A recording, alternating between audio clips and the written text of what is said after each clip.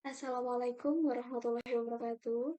Perkenalkan, saya Rizka Agustina Rahayu dengan NPM 217530666, Prodi Manajemen Informatika Politeknik Negeri Lampung. Pada kesempatan kali ini, saya akan mempresentasikan proyek 2 saya mengenai pemeriksaan COVID-19, di mana proyek ini adalah lanjutan dari proyek pertama saya yang membahas mengenai desain konseptual data model.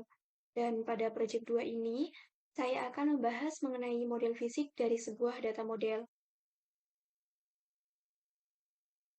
Model fisik sendiri adalah model yang menggunakan sejumlah tabel untuk menggambarkan data serta hubungan atau relation antar data. Model ini menjelaskan bagaimana sistem akan diimplementasikan menggunakan sistem DBMS atau Database Management System.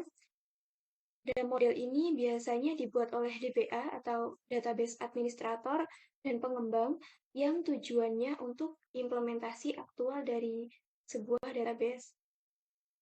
Nah, pada saat kita mengimplementasikan desain konseptual menjadi model fisik, ada beberapa hal yang perlu diubah, seperti entitas yang menjadi tabel, atribut yang menjadi kolom, instance yang menjadi baris, unique identifier menjadi primary key, dan relasi menjadi foreign key.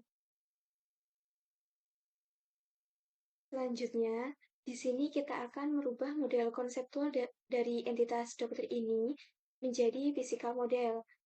Pada entitas dokter ini ada beberapa atribut seperti ID dokter, nama dokter, alamat, serta nomor telepon. ID pada entitas dokter ini menjadi UID. Ketika diimplementasikan ke dalam bentuk fisik, UID ini akan menjadi kunci utama atau primary key dan akan memiliki opsionalitas mandatori. Nama dokter ini bersifat mandatori, alamat bersifat mandatori, serta nomor telepon bersifat opsionalitas atau tidak wajib. Selanjutnya, di sini terdapat entitas pasien, di mana entitas pasien ini memiliki atribut ID pasien, nama pasien, alamat, umur, nomor telepon, serta tanggal lahir. Dan pada entitas pasien ini memiliki UID, ID pasien.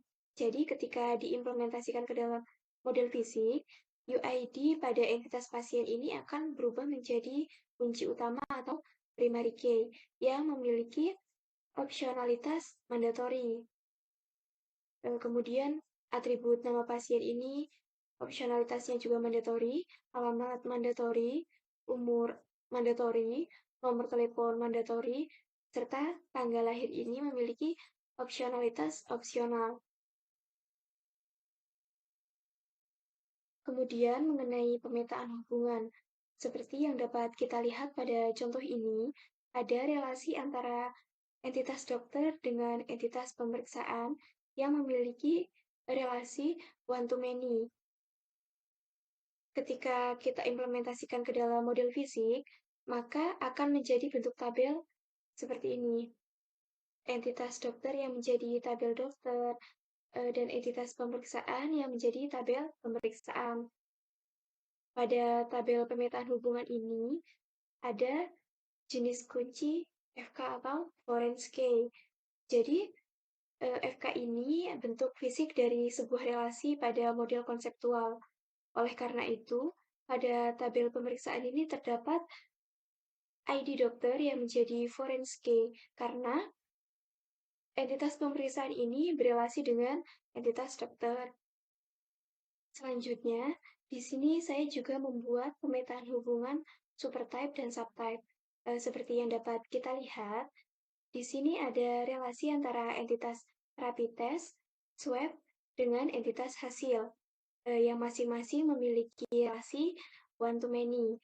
Ketika diimplementasikan ke dalam model fisik, entitas rapid test ini akan membuat tabel rapid test, entitas swab akan membuat tabel swab, dan entitas hasil akan membuat tabel hasil. Pada tabel entitas hasil ini, dia memiliki dua foreign key. Kenapa?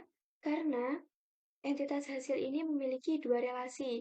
Yang pertama itu dia berelasi dengan entitas swab, dan yang kedua itu berelasi dengan entitas rapid test. Baiklah, inilah hasil physical model project 2 saya mengenai pemeriksaan COVID-19.